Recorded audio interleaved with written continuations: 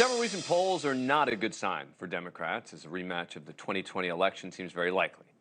But how is President Biden so underwater, and yet Republicans got their butts handed to them in Tuesday's election? There were Democratic wins in Kentucky, Pennsylvania, Virginia, and Ohio. In particular, Democratic candidates in ballot measures supporting abortion rights came out on top. So is abortion the silver bullet heading into 2024? Will abortion be as big an issue as Democrats hope it will be? I don't think so, but there's no right answer. Back with us is Charlie Dent, former Republican congressman, Nomiki Konst, progressive political organizer, and Larry Sharpe, libertarian candidate here in New York. Nomiki, what do you think? I think that if abortion is on the ballot, especially in these key states, it's going to be key because women are going to turn out. I mean, this is the Which states where might there be have it on the ballot in addition to the elections themselves? Florida would. Yeah. Florida, right? And others, yeah, but Florida. I mean, will that make a difference in Florida? I'm of the belief that Florida's gone for Democrats. They don't even have an operating Democratic Party there. Great news. I mean, you know, Ron DeSantis but won by 20 I do think points. abortion will be an issue, particularly in swing districts and swing states. If this is a competitive situation, then I think Republicans are going to be facing a real deficit. Do you think it's really going to be the make or break issue, though, when you're deciding between, let's say, Trump and Biden? It's not because that's the issue. It's because that's how it feels, right? Bill Maher said it once when he said, literally, they vote against you because they hate you, not because they like the guy they have, they hate. And what happens is, with the ending of Roe v. Wade, many people who are pro-life are now seen as anti-woman.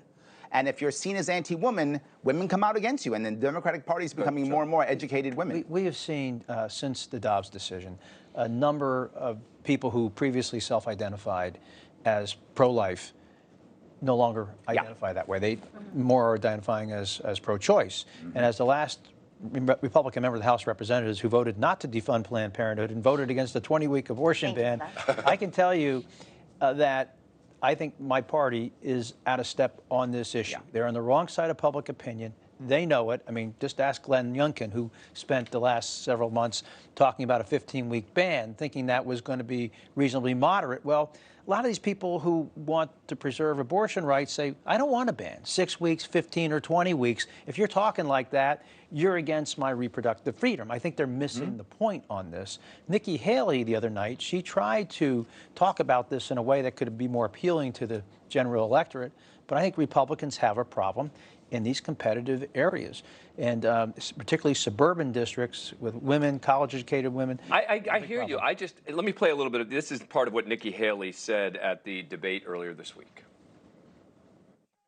I am unapologetically pro-life, not because the Republican Party tells me to be, but because my husband Michael was adopted, and I had trouble having both of my children, so I'm surrounded by blessings. Having said that, when you look post-Roe, a wrong was made right. They took it out of the hands of unelected justices, and they put it in the hands of the people. I mean, I don't know that that's really going to resonate, though. Right? No, I don't think that. She gave other answers, too. Okay, all right. I think we're a little bit more soothing. But you're right. I don't think that's going to help her particularly. But at least she's not talking about these bans at the federal level. You know, I think this is an enormous error. Yeah. Larry, how big? I mean, again, we all agree that this is a bad issue for Republicans. 100%. All right, we all agree. 100%. The question is it going to be enough that when it's not just about abortion, meaning in Ohio, I wasn't surprised by the results. Oh, Ruby Red, Ohio. You made the question about abortion rights. It's not hard for the American public. It gets harder when you have to say, where does that fall in your priorities when you're voting? And that's where I'm not as convinced that people are going to vote based on. Wherever it's left, right only and no third party, it's going to be hard because they're based upon which person's worse. So what is every Democrat who's running in a two-person race going to say? That person, well, they don't care about your rights. And if they're elected, better chance is going to be a ban. They're going to say that all day long. That's going to resonate, and people are going to be afraid. They're going to be in that booth and go, I'm scared.